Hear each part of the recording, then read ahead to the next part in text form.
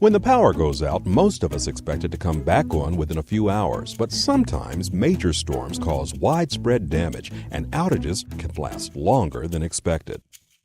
The good news is that your electric co-op's line crews work long, hard hours to restore service safely to the greatest number of members. That's you in the shortest time possible. Ever wonder how they do it? Well, there are 4 steps to restoring power that we should all know about, especially when we find ourselves in the dark.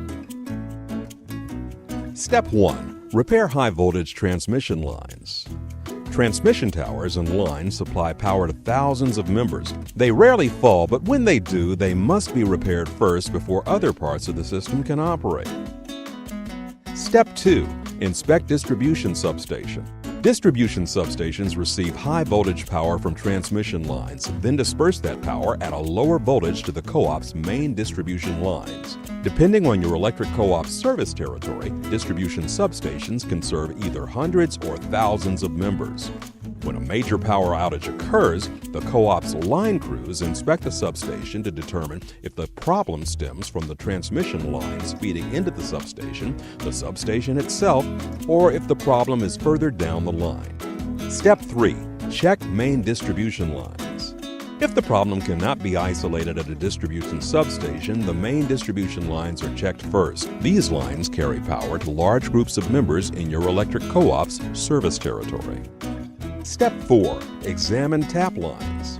If local outages persist, supply lines called tap lines are examined. These lines deliver power to transformers that are either mounted on poles or placed on pads for underground service and can be found outside of homes, businesses, and schools.